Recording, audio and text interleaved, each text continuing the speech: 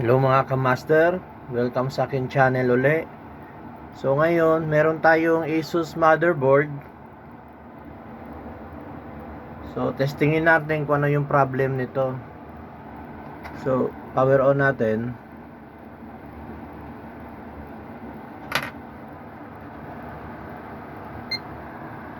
So kung maririnig nyo, akma siyang mag-boot.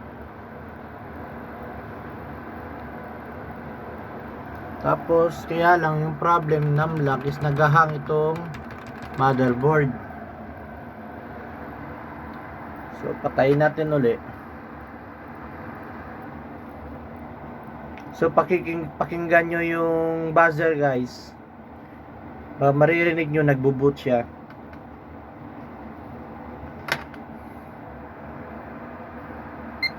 Yun, nag-boot. Kaya lang yung nagahang siya.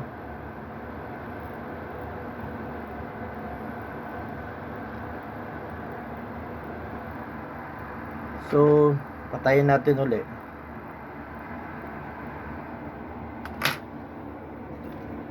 Ngayon, lalagyan natin siya ng video card. Tignan natin kung ano yung mangyayari.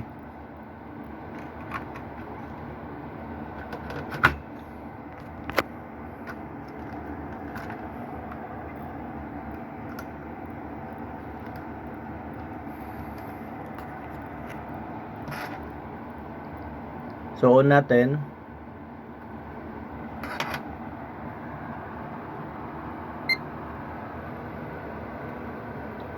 Ayun, nag-boot siya. Kaya lang problema, nagba-black screen naman. Naghang. Patayin natin uli. Kahit yung numlock, wala, naghahang siya. So, patayin natin uli.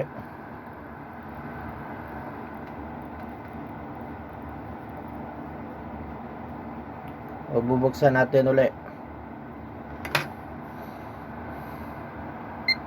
So, ayan guys, nag-boot siya. Tignan nyo. Problema, wala na. Wala ng tao.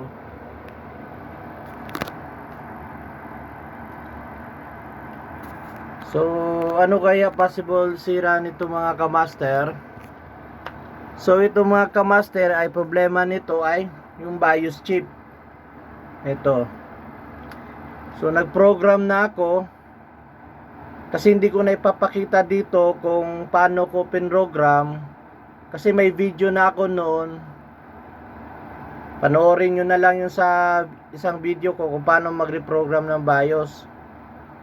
So, palitan natin tong BIOS. Tingnan natin kung ano yung mangyayari. So, patayin muna natin.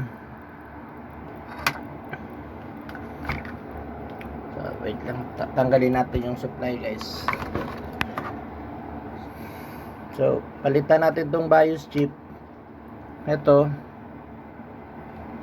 Papalitan natin ng na-reprogram ko na para mabilis tayo. So, ilalagay ko. So, ito yung luma. Ito yung nakakabit na yung bago. So, tatanggalin ko muna yung video card. I-boot up natin sa onboard muna niya.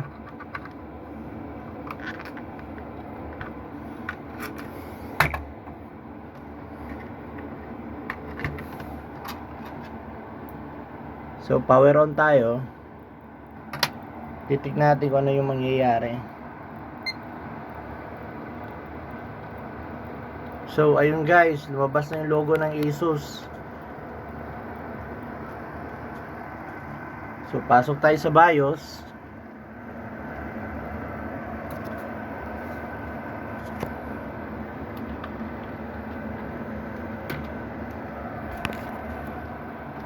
So, ayun guys, working na ulit yung motherboard natin. Napakadali lang ayusin. So, patayin natin. Lagyan natin ng video card kung okay ba lahat.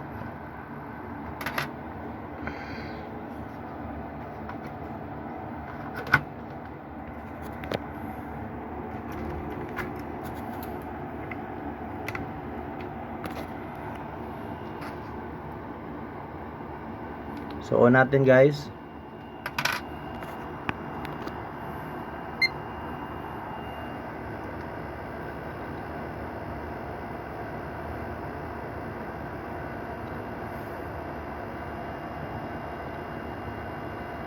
So ayun, okay na siya, 'di ba? Napakadali lang mga kamaster.